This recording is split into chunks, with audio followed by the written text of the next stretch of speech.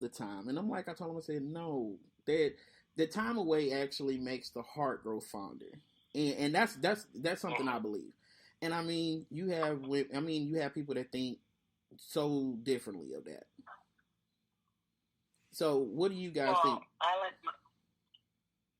like my personal space, and he likes his personal space. And I mean, there are some times where you really want to be around the other person, but I think having your personal space to recuperate, especially if a person's coming out from work, or there's so many times where your time is divided among so many things, and I think people need to mentally recharge. Just whether you're an introverted person or extroverted person, everybody needs some time to recharge for themselves.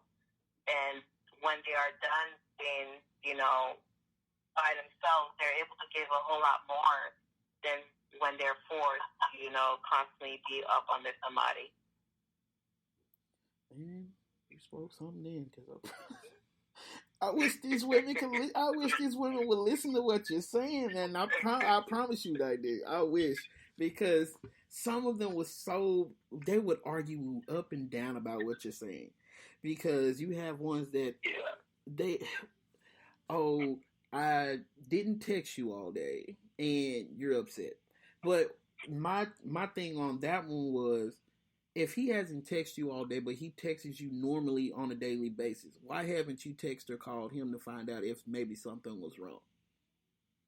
Something wrong, yeah. And I'm like, oh, well, it doesn't take that long for you to shoot a text, so it only takes 2 seconds because people are always on their phone. No, I can honestly tell you I'm not always on my phone. I don't do it. And you know what, though? It's like, in my opinion, even with the whole thing where it's like, one of the partners wants something.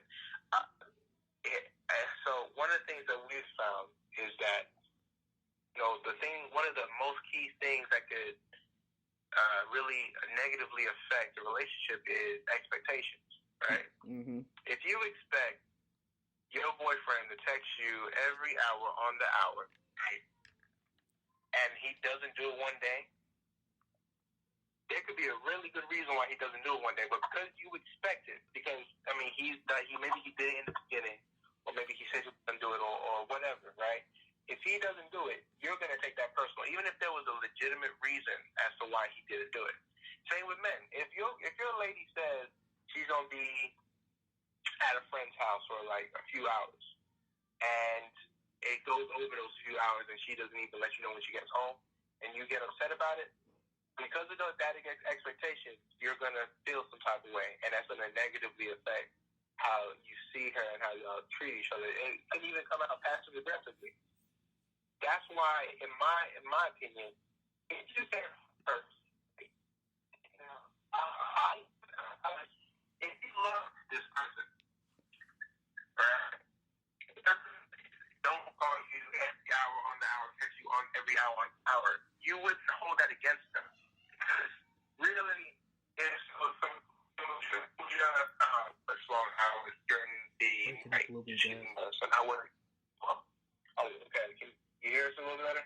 Hey, I was gonna say, you're breaking up just a little bit, man. No, yeah. So me and Major, we work different hours of the day and everything, and we make an effort to communicate to each other. Now, if I don't see that she's communicated with me for a few hours in the day, because I love her, right, and it's not a transaction between businesses or whatever, I will initiate the text, and it won't be no big deal because I care about her. I want to talk to her, right? Same with her. If she sees that I haven't texted her like I normally do, she'll initiate it because part of being in a relationship is looking out for each other, complimenting each other. If I'm tired one day or I forget one day, then you shouldn't hold my feet to the coal, to the fire. You should be like, okay, I'll initiate it, or I'll take the lead. Because there's a reason why my partner has not, done the thing that he usually does with what she usually does. Right. Now, I don't suggest keeping track of that, like where it's like, well, you didn't do this one day and this last week, whatever. No. I mean, y'all care about each other, right? So what does it matter? because y'all both getting the benefit of talking to each other because you guys care about each other so much, right? But I think if you're keeping track of that stuff, those little things, maybe you don't care about them as much as you think. Yep. I mean, because you have people. I mean, because you do have people that will keep track of, man. Oh, on such and such day you did this. I'm like, you keeping track of that? And it's crazy because I can honestly say I was guilty. I've been guilty of it myself. Where, oh well, I'm gonna make sure I remember that. So the next time we get into an argument, I'm gonna bring that up. And the thing is, you should not. I mean, you're not supposed to have that type of mind frame because why are you sitting here harboring on what this person didn't do or something that they did? I mean, that's basically like holding a grudge, and you can't move forward holding grudges and holding resentment towards a person.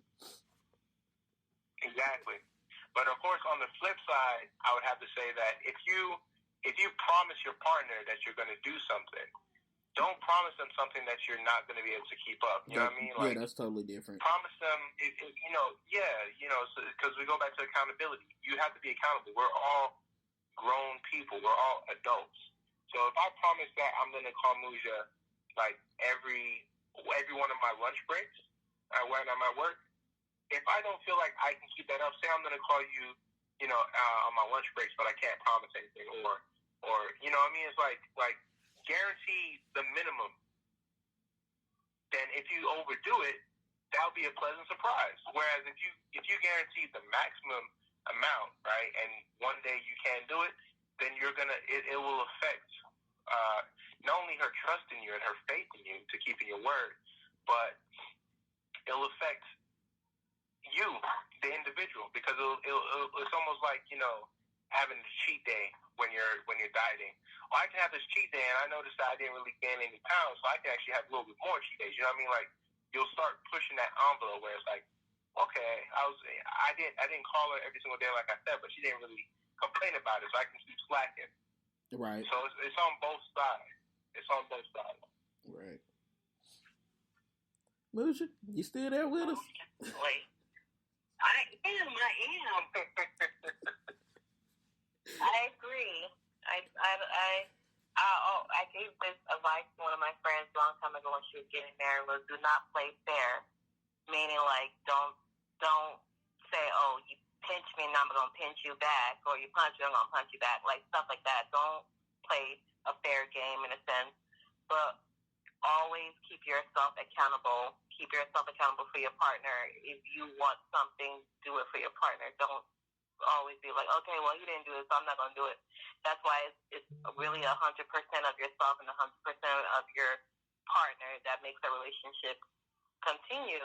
And in some cases, when Chris does not do something that quote unquote I expected of him, and I in turn do it because I love him and I want to just keep pushing forward with whatever has to be done in our relationship, and not constantly wait on this person to continue to do what is expected when they have other things that may come up. And that also put in Chris' mind, like, oh, wow, she's stepping up. I have to step myself up, too. But if you're playing this, fairness game of, okay, you don't do this, so I'm not going to do this, then something's not going to get done, and your relationship suffer from it ultimately. But if you're playing a loving game of, I am going to love you, and that's my goal, to make you feel loved and special. And so no matter what you do, my accountability is to myself to love you unconditionally and do things that will grow our relationship and draw closer to each other. That motivates the other person. If they're slacking on their end, they see your actions, and that is an inspiration to them or a rebuke to them that will get them to, step up their game a little bit more in, making your relationship better with one another. At the same time, the other side of it is, if you notice that, a significant amount of time has happened where you seem to be doing more of the giving and they doing more of the taking, that's where the communication part comes in, and, you guys will have to have that tough talk. Because sometimes, they just can't perceive that they're hurting you or taking energy from you. You know what I mean? So there's a balance in everything. Nothing in this life has ever been, without a balance. You know what I mean? So that also has to be taken into mind. Man, I swear to God, I wish I would have hung with you guys when I was married. Because you guys give great advice. I promise you, man, that was great. I want to thank both of you for coming on the show, and I will, Chris, I promise you I'm going to give you guys a call when I do another one of these, because I want to do it with everyone in the room as far as the finale, so we can all, figure out, give each other some advice, get some cliff notes, whatever. But I want to thank both of you greatly for coming on the show and giving your insight. And I really hope you guys were listening to every word that Chris and Muja were giving, because those were very, very valid points from not just from the Christian side, but from the just. That was just powerful altogether, because I felt that one, and because I've been sitting here writing stuff down, and I'm gonna go back and listen to this one again myself. So we appreciate it, man. We just learn from others, man. We got to be open to learning. You know what I mean? No matter if it's from older people or younger people. Oh yeah. Well, like I said, thank you both once again, and I will be giving you guys a call very, very soon to get you guys back on the show. Guys, that's my time. That's my show. Like I said, thank you guys once again, and I'm gonna let you guys go so I can finish it up. No problem. Thank you for having us. Yeah, man. All right, man. I'm gonna let you guys go. You guys enjoy the rest of your day. Thank you, man. Peace. Guys, that was Chris and Muja. Chris was a wonderful, wonderful, wonderful friend of mine when I was working at the call center. And I hated that we parted ways, but we still keep in touch. That's my brother. I can go to him for encouragement. He can come to me. One of the few guy friends that I actually have. Like I said, congratulations, guys, again on your wedding. I pray nothing but happiness and bliss between the both of you. That's my time, guys. That's my show. Me and Queen Sadja will be back with you guys again next week. Check me out on Facebook. Check me out on Instagram. Check me out on Twitter. I'm also on YouTube. Guys, we are coming with you. We're coming, going into this, we are coming stronger than ever. There's no slacking. We got so many different topics. Now that I have a co-host that can actually, run it with me, we're going to do this. I'm trying to find this flyer for Brewski's Zumbathon, but I can't find it. But Brewski's Zumbathon is coming up really soon, guys. Cannot find this flyer for it. So I was trying to give you guys the dates for it. Oh, found it. October 12th. Bridge Street Town Center at 11 a.m. Brewski of Brewski's Place is doing a Zumbathon. There will be prizes given out as well. So you guys come out and support the Cancer Awareness Zumbathon.